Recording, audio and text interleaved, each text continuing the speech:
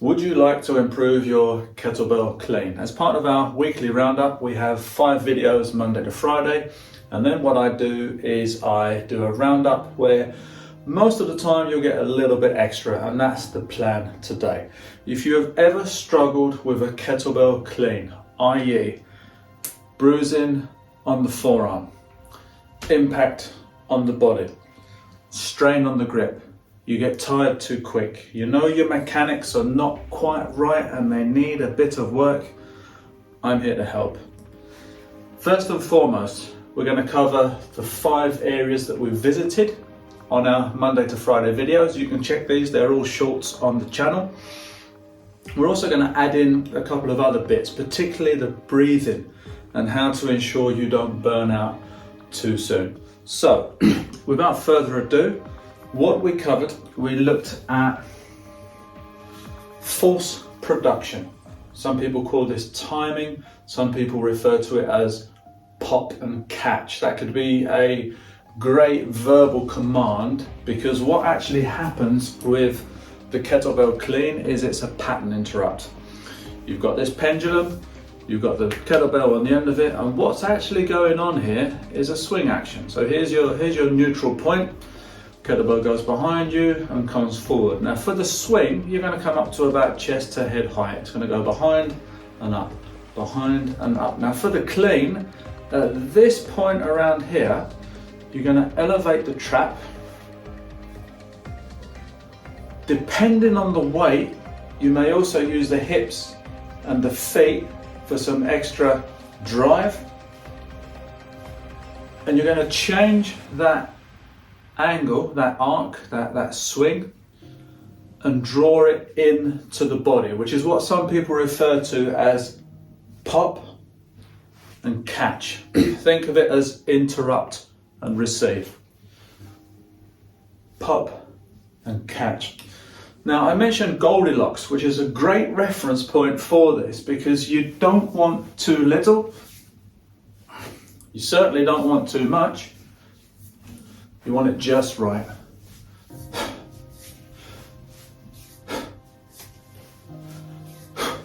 Which, even up to the heavier weights, should feel nothing more than 2 fingers tapping you on the forearm.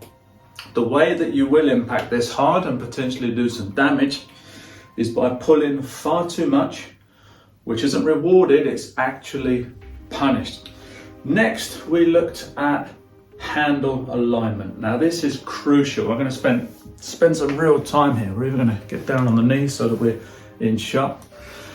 Handle alignment is how you go from a beginner, potentially struggling with the reps, to really nailing down your full potential, because without the correct handle alignment, in the nicest way, you're traveling along with a wheel missing. You are really going to struggle here. And this is basically physics and levers. To nail this one down, think of a great big barbell in a gym. You put a stack of plates on one end and you go to lift that end and it doesn't move. You walk to the other end and you can lift it effortlessly. That's how levers work. Now what you've got to consider here is any handle or attachment or dumbbell or barbell or row or TRX is a crush grip, meaning it sits here. You squeeze it, you crush, the forearms on, and away you go. Now the problem with this is, if you think of a dumbbell, the handle is in the same position as the mass, okay? Now the kettlebell, its center of mass is offset by sometimes several inches from that handle. So whereas if I held a dumbbell here, the mass is going straight down through the arm. When I hold a kettlebell here, the mass is around there. Now what that is doing, think of it in terms of petrol, yeah? So you've got your ATP, you got your reserves, your fuel. Let's think of it as petrol.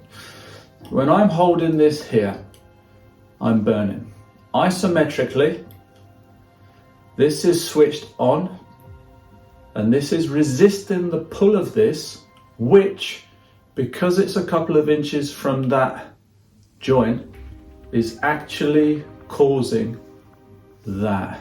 Over time, that structure will collapse. It's the difference between holding a plank, bump, and laying on the floor.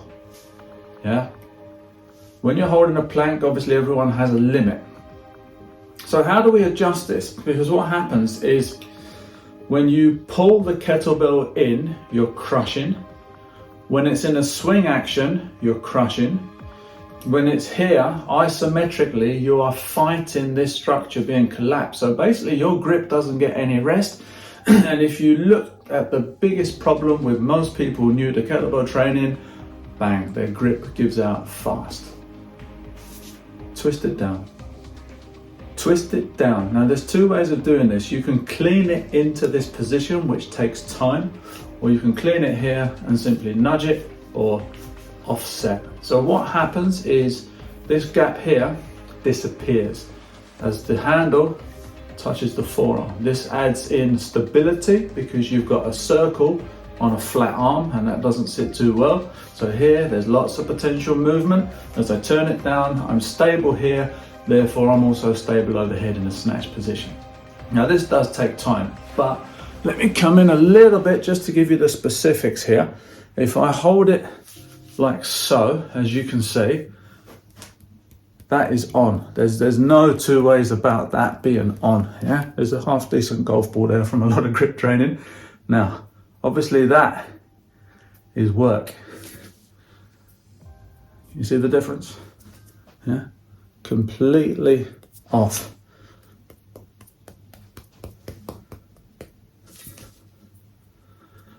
Now, what do you think that does over a 10-minute test set? It's a game changer because here, instead of being on, you're off. Grip, pop, breathe, recover. Grip, pop, breathe, recover. Yeah, even a false grip. This is off. This is how you recover. That in and of itself is probably worth the entry fee, which is absolutely nothing. You're welcome. The next one is a shoulder nudge. So let's return to that pendulum action. Think of pushing kiddies on a swing. You don't achieve height by this, but by this. Kiddies on a swing, what do? You push forwards to achieve height. It's a pendulum. It's only ever going to move around that fixed point. A great analogy, I've seen a lot of people do the wingsuit and the base jumping and stuff. You know when you see people on a cliff edge with the rope harness and all of a sudden, a little bit reluctantly at the beginning, they fly off and then the rope extends and you got this kind of biggest swing in the world.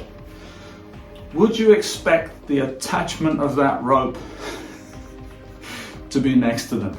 Of course you wouldn't. It'd be like something out of Roadrunner, Wile E. Coyote, yeah? Bong, and it would rip you to pieces. You would expect that attachment to be way over there, so that what happens is, here's your attachment, and here's your rope hanging, and here's you. And as you jump off, and that rope extends, you swing. And if it's where you are as you jump off, boom, you're a goner. So, there is a nudge at the top of the clean to initiate that pendulum action. Let me show you the dangers of a drop. So from here, if you simply drop it straight down, it's going to really test your grip. It's potentially going to jackknife your lower spine. And more importantly, if you only work from here to here, it's a bit ugly, it's a bit awkward, and it's nowhere near as efficient as it could be. Now, if you wanted to train power, I've seen people go from the floor, great big kettlebell, and just boom. So it's almost the Olympic lifting version of kettlebells. But kettlebells are usually based on time set and working time. So where you've got your swing underneath, if you drop it straight down, it's never going to get that swing. Think of the person jumping off the rope cliff thingamajig, yeah? It's got to be a distance from them so that when it extends, vroom, they catch that momentum. Same as a kid on a swing. There's that lever and they move according to that lever and its fixed point. Now, how do I initiate this for the clean? Certainly not by dropping it straight down, but by nudging it. So the actual effort here is very subtle but very simple. What you've got is that. Nothing more, nothing less. It is literally, it's a push. It's a gentle push. Your shoulder will nudge the bell. Because it goes forwards and the extension will stop, it therefore has to come backwards. Forwards, under, pop, catch. Forwards, under, pop, catch. Rather than straight down, and there's no momentum. Forwards, under, pop, catch. The next teaching point was what I referred to as double suspension. Think of your mountain bike. You've got suspension that takes a lot of the bumps out of the hills and going up and down curves and that kind of stuff. Same way that your ankles work and your legs work to absorb force from a height. Now, for a lot of people, the kettlebell clean finishes when it hits the body, and I've seen the arm, kettlebell and body all come to rest at the same time. At a low weight, this is fine, it won't do much damage. At a heavier weight, it's going to potentially be uncomfortable, it's going to challenge your balance, and there's probably a little bit too much going on for it to be manageable over time. And what I mean by that is,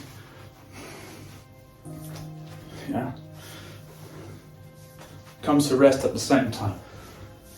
Yeah, you feel it hit the body. By double suspension, what I'm referring to is in a very, very subtle way. We're talking half a second. The kettlebell meets the arm just before the arm meets the body. For example, kettlebell, relax.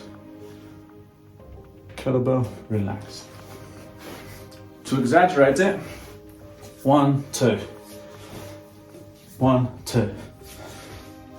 1, 2. To do it properly for a few reps. 1, 2. 1, 2. 1, 2. Rather than, you can just see the difference. I mean, if this was a decent weight, it's going to knock me flying. It's going to hit, it's going to potentially knock the wind out of you as well, which is a pretty bad thing based on the fact that breathing combined with grip endurance is literally the game changer in high numbered sets. The other thing we looked at, in fact, let's add in breathing. Breathing. There's 2 camps here, and that leads to 3 versions of breathing. Number 1 is to do nothing about your breathing and let it follow what would be a normal standard course. With any exercise, you just, you breathe based on the demands of the activity.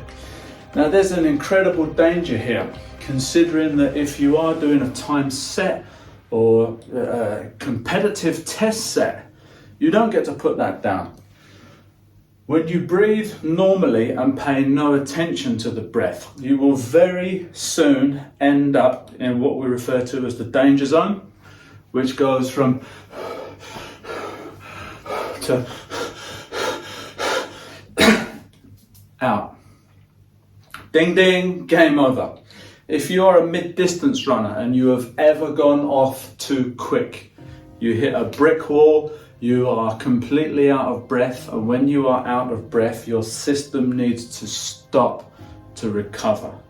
You can slow down massively for quite a sustained time and get some recovery, but you'll still never go off as good as you would have at the beginning. When you reach that brick wall where literally the lights are beginning to dim, you got to stop. You cannot exercise under those conditions at any level of effectiveness for any length of time without potentially doing serious injury or potentially passing out. You've gone way above what is capable. Now, you change that breathing. I was just thinking of a good analogy here, and it's basically a birthday cake. Think of the candles on a cake, yeah? And now place that cake a couple of feet in front of you.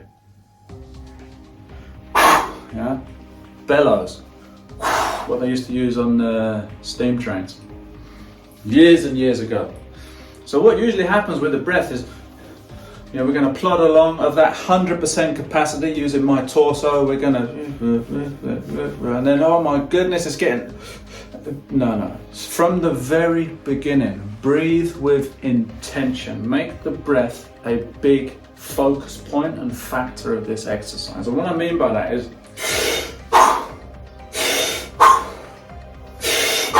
now, you've probably never breathed like that before, and when you do, hold on to something because you might get a little bit dizzy. It takes time, but the lungs are muscle tissue. You can develop them, you can improve that VO2 max capacity over time. How does that play in with kettlebells? Think of 3 breaths. 2 down, 1 up. 2 down, 1 up. And you can only do 2 breaths in that short time period. You'll never get them. You'd only get 1 and time's out. Yeah? Which is why whenever you look at competition guys, they're literally all blowing out the candles on the birthday. That's how they breathe. Let me give an example so it makes sense. So, from the top.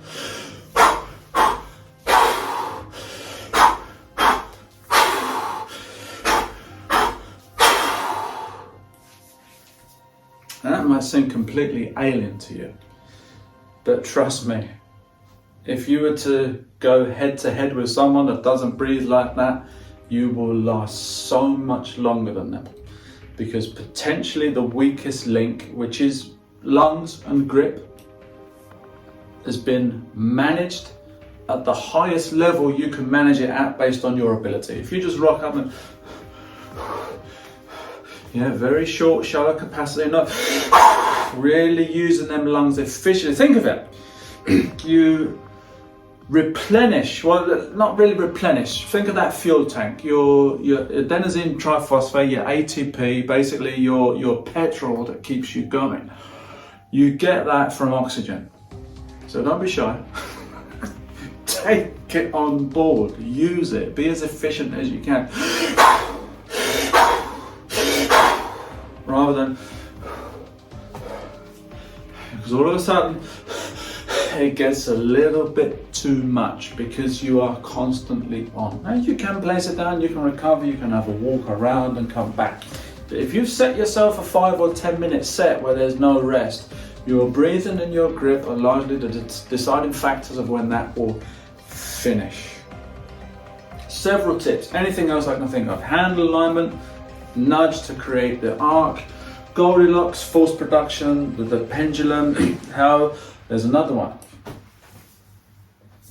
More seen in kettlebell sport snatch for the simple reason that when that weight is overhead, for it then to descend, and I believe people have actually measured this on a postal scale that holds the mail sacks. When that kettlebell hits here, it is 2.5 to 3 times its mass. So you know you've got a 32 kilo kettlebell. That's 100 kilos that is basically ripping your hand open without any mercy. It doesn't care. How do you better manage that? Physics. I mentioned catching a watch or an egg, yeah? If I threw it, you're not going to put your hand there because as it hits, boom. You go with it, yeah? So if someone threw you something that was quite expensive, someone threw you your phone, goodness me, could you imagine the chaos? Someone throws your phone, you decelerate, you absorb, and it's the same when you use the hips to decelerate. So from overhead, that snatch is going to come down, boom, and it wants to make a hole in the ground, and the only thing stopping it is your grip, because it's going to open that big time if you don't have the strength there. By bending here as it comes down and then sweeping the hips back, what have you done? Remember that little pendulum where we're pushing the kiddie on the swing? you initiate that movement arc. Here and here. Knees, sweep. Knees, sweep. It's not so essential with the clean, but will certainly make a difference at 2 levels. The heavier weight, which once unloaded under extension, will pull probably anywhere from 1.5 to 2 times its mass, simply based on that range of motion. If I held this an inch from the floor and dropped it, it's going to be a little bit more than it weighs. If I held it a few feet and dropped it, bang, you're looking at an incredible difference in force production based on acceleration, gravity, etc. So for the heavier weight, what you can do is, as you nudge forwards, slightly bend and sweep back. Let me give you an example of not doing that.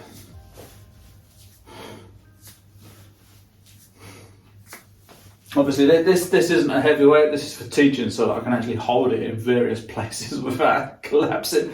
Now let me add in.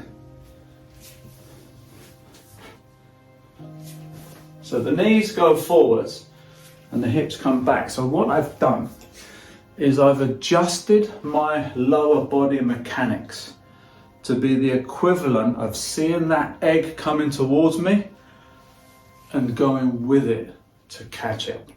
You will appreciate that tip massively if your grip gives out first, or you're looking for a time set of 5 or 10 minutes.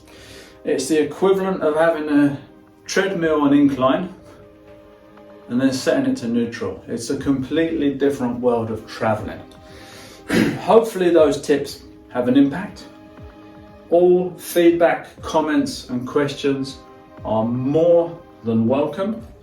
And just to finalize, let me give you a few reps from the front and the side so that you've got an eyeball of ideally what it should look like over time.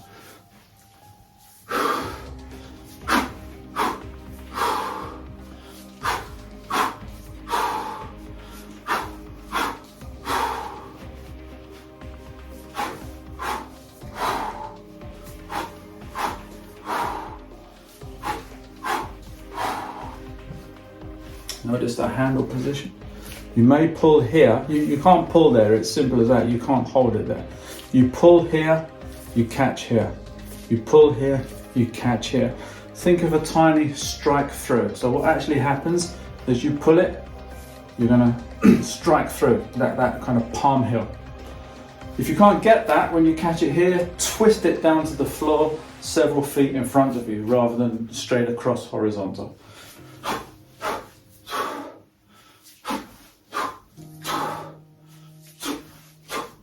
So just to bring it all home, goodness me, 23 minutes, get the popcorn. Just to bring it all home, from here, nudge, hips, grab, pendulum arc, pop and catch. Nudge, sweep, pop, catch. Nudge, sweep, pop, catch. Nudge, sweep, pop, catch. Hopefully that helps, and enjoy your kettlebell training.